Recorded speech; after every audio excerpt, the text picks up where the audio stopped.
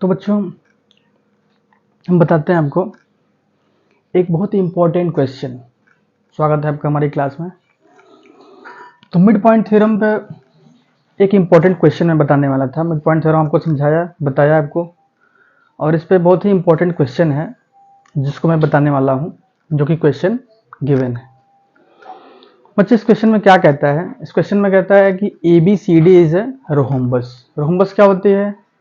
Rhombus होता है square के जैसा, लेकिन डिफरेंस ये होता है कि स्क्वायर को जब हम क्या करते हैं, स्क्वायर मान लिया कि एक फ्रेम है, उस फ्रेम को हम पकड़ के थोड़ा सा अगर घुमा देते हैं तो होता क्या है कि जो opposite side equal and parallel होती है वो इक्वल एंड पैरेलल तो रहती है लेकिन थोड़ी टेढ़ी हो जाती है।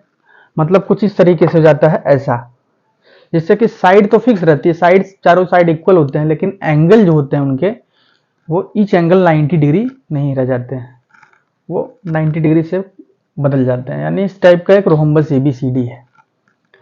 अब ABCD रोहम्बस में PQRS क्या है? मिड पॉइंट्स हैं in rhombus of side ABCD, ABBCD and DA का मिड पॉइंट्स है PQR एंड S। तो इसमें ABCD एक रोहम्बस है, PQRS मिड पॉइंट्स हैं इस रोहम्बस के। इसमें हमको एक फॉर्म करना है कि जो इस रोहम्बस के अंदर जो एक क्वाड्रिलेटरल फॉर्म हो रहा है PQRS, ये PQRS क्या है? रेक्टेंगल है। तो बच्चों रेक्टेंगल प्रूफ करने के लिए हमको क्या दिखाना होगा कि अगर ये रेक्टेंगल है तो ईच एंगल कितना होना चाहिए? 90 होना चाहिए। ईच एंगल 90 होना चाहिए। यानी कोई भी रेक्टेंगल क्या है? रेक्टेंगल से पहले वो पैरेललोग्राम है। तो हमको दिखाएंगे पहले कि ये एक पैरेललोग्राम है, और पैरेललोग्राम है तो ईच एंगल इसके 90 है, और 90 है तो फिर क्या है? रेक्टेंगल है। प्रूफ हो जाता है। तो हम बच्चे यहाँ से स्टार्ट करते हैं। तो मिड पॉइंट थ्योरम कहाँ लगेगा इसमें? तो मिड पॉइंट थ्योरम लगाने के लिए हम देखते हैं, इस रोहम्बस को हम दो पार्ट में पहले हम डिवाइड करते हैं। एक पार्ट हो जाता है ट्रायंगल ABC। देखते हैं एक ट्रायंगल ABC बन रहा है और एक ट्रायंगल ADC बन रहा है।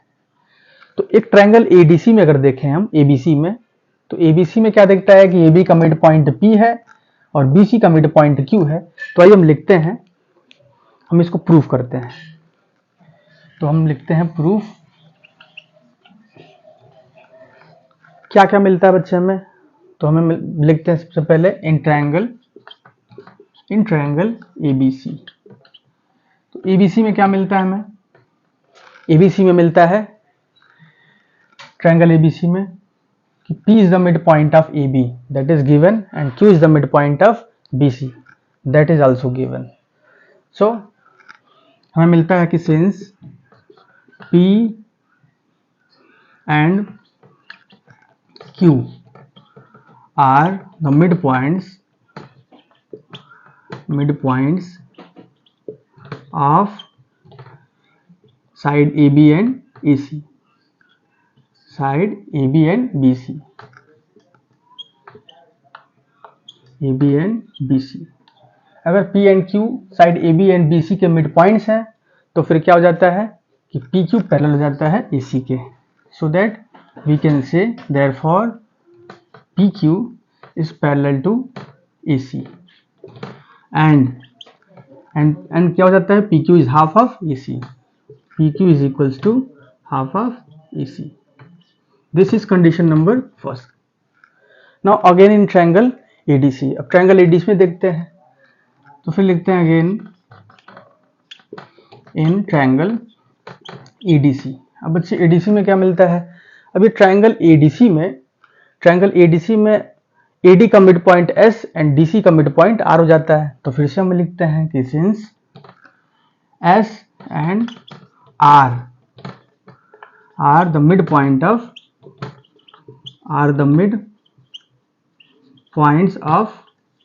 Of side AD and DC, of mid points of side AD and DC। तो AD एंड DC के मिड पॉइंट्स हो जाते हैं। तो फिर से यहाँ से therefore we can say what we can say?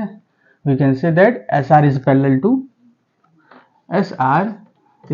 to AC and SR is half of AC। ये हो जाता है। इसे हम मान लेते हैं कंडीशन नंबर सेकंड। तो बच्चे देखते हैं हम कि कंडीशन फर्स्ट और सेकंड से इसका राइट साइड जो है वो हाफ ऑफ AC दोनों का है, यानी हमको मिल जाता है PQ SR के इक्वल मिल जाता है, एंड PQ AC के पैरेलल है, SR AC के पैरेलल है, तो फिर PQ और SR क्या हो जाते हैं, आपस में इक्वल हो जाते हैं। मतलब ये PQ अगर AC के पैरेलल है और SR भी अगर AC के पैरेलल है, इसका मतलब क्या है कि SR जो होता है वो PQ के पैरेलल हो जाता है, और SR PQ के पैरेलल भी जाता है, और PQ अगर AC का हाफ है, SR अगर AC का हाफ है, तो PQ और SR आपस में इक्वल भी जाते हैं। मतलब यहाँ पे कहानी कैसी हो गई, यहाँ पे कहानी हो गई दोस्त का दोस्त जो होता है वो दोस्त होता है। मतलब हमारा अगर कोई दोस्त है और उस दोस्त का अगर कोई दूसरा दोस्त है, तो हमारी क्या हो जाती है, दोस्त के दोस्त से भी दोस्ती हो जाती है, यानी दोस्त का दोस्त दोस्त हो जाता है। मतलब यहाँ क्या हुआ, SR का दोस्त कौन है, AC है, PQ का दोस्त कौन है, AC है, तो SR और PQ भी क्या हो गए, ये भी दोस्त हो गए।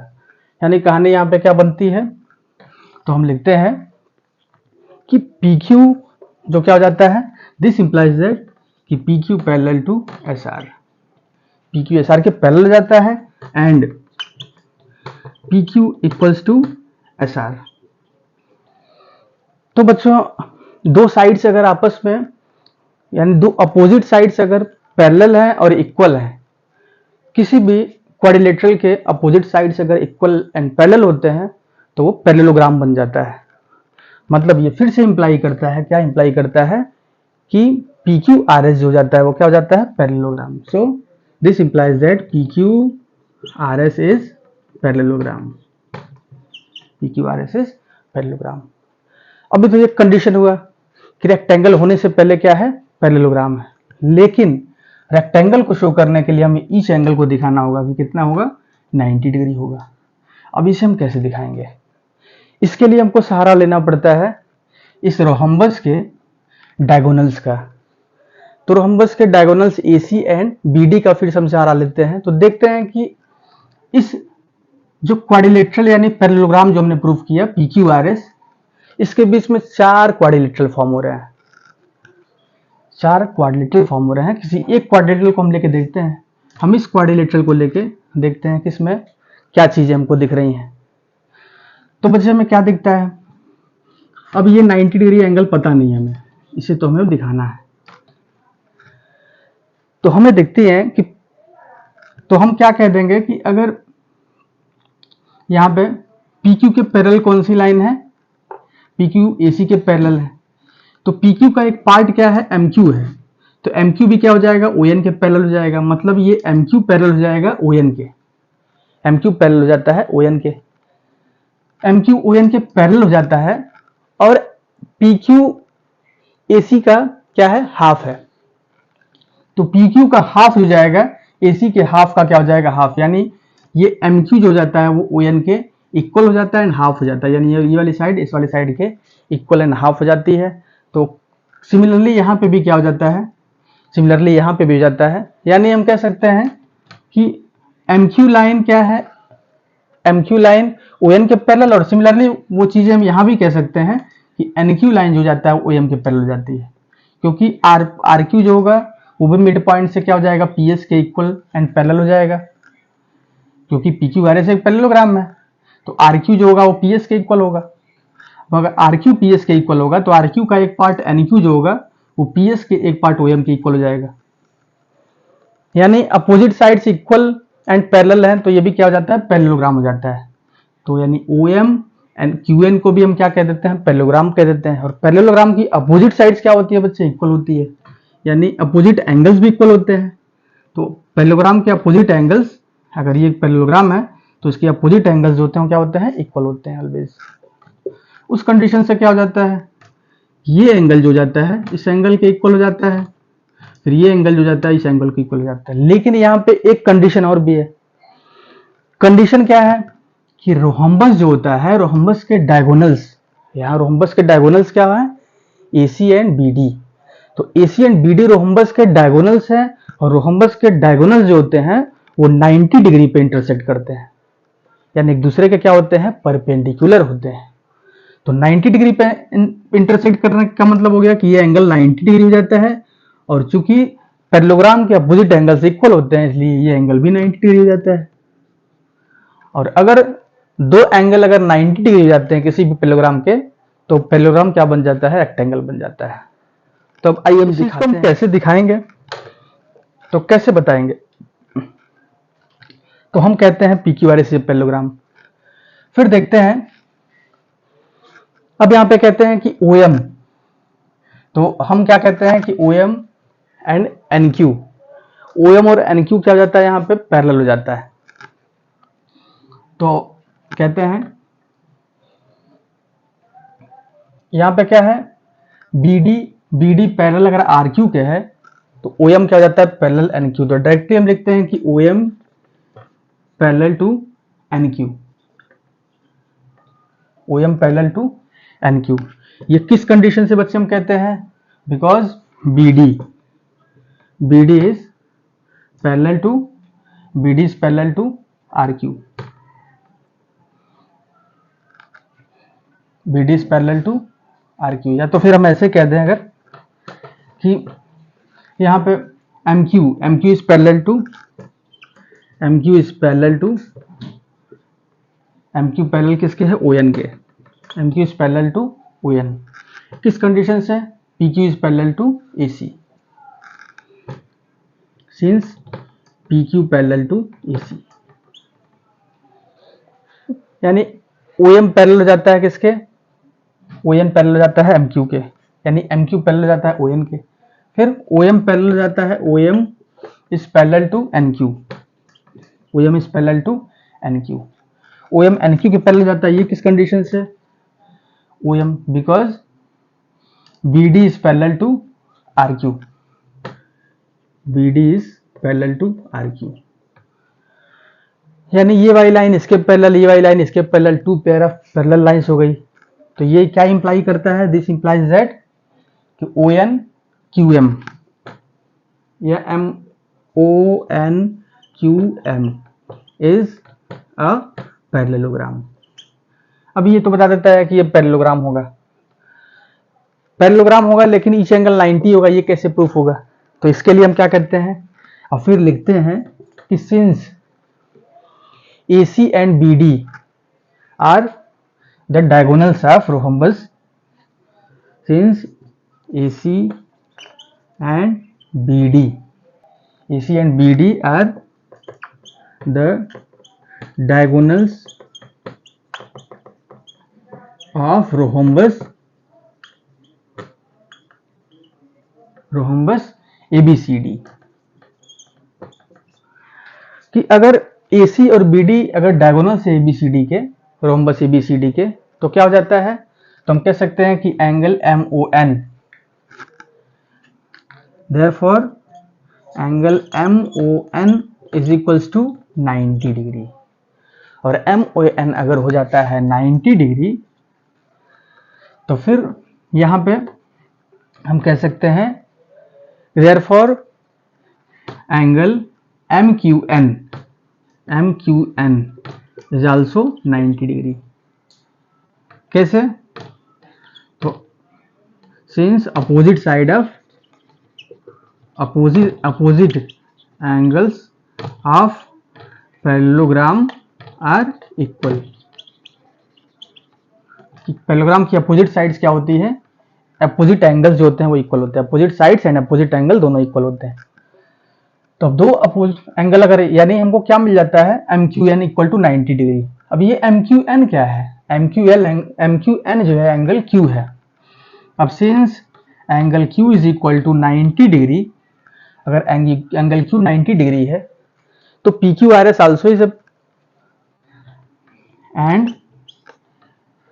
PQRS is also parallelogram. PQRS भी पैरेललोग्राम है। देयरफॉर एंगल S जो जाएगा वो भी कितना हो जाएगा? S is also 90। अब ये 90 हो गया, तो ये पैरेललोग्राम PQRS है, तो इसका अपोजिट यानी एंगल S भी क्या हो जाता है? 90 हो जाता है। अब दो एंगल किसी पैरेललोग्राम के अगर 90 जाते हैं तो ईच एंगल 90 जाता है, यानी क्या कह सकते हैं? This implies that angle P is equal to angle Q is equal to angle R is equal to angle S is equal to 90 degree. This implies that PQRS is rectangle. तो B Q R S क्या हो जाता है, rectangle हो जाता है, यानी as proved,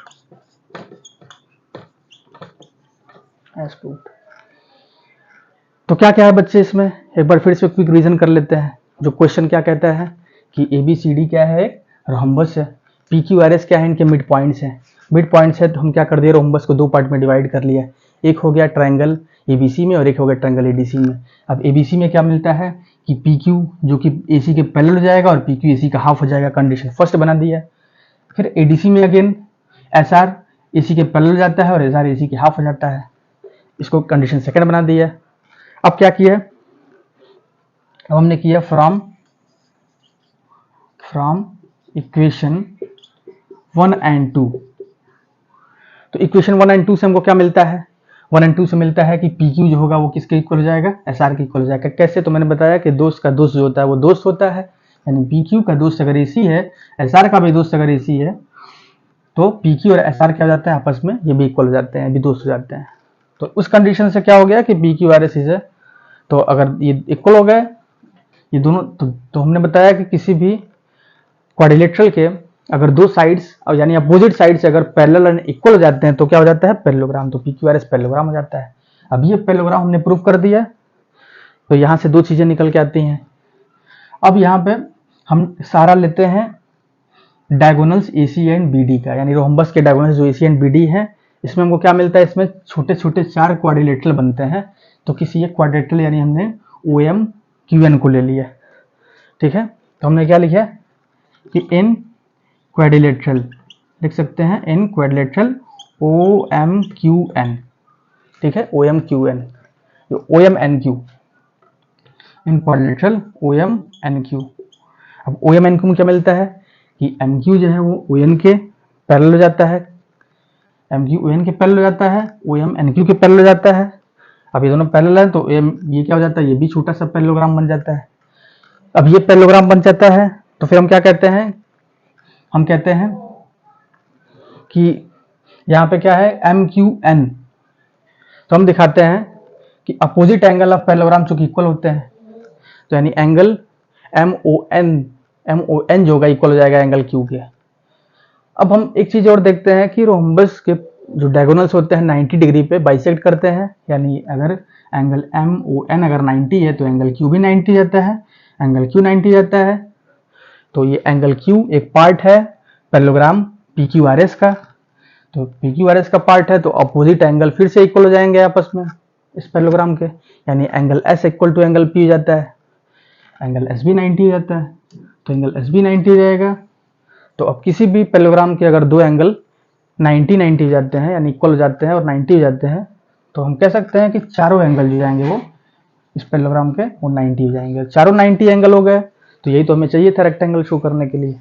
each angle अगर इस पैरेललोग्राम के 90 जाते हैं यानी क्या हो गया, वो क्वाड्रिलेटरल रेक्टेंगल बन जाता है। दैट्स ऑल, ये प्रूव करना था। इसको आप पॉज करके देख सकते हैं, कुछ भी समझ में नहीं आया स्क्रीनशॉट ले सकते हैं, उसके बाद भी नहीं आया तो आप कमेंट कर सकते हैं, या और भी क्वेश्चन अगर आपको बताने हो, कुछ और भी क्वेश्चन अगर आप चाहते हो तो आप कमेंट कर सकते हैं। नेक्स्ट और क्वेश्चन इस पर हम बता देंगे और सॉल्व करा देंगे। आते हैं फिर नेक्स्ट वीडियो में और कुछ नई चीज़ें लेके आपके लिए। Thank you.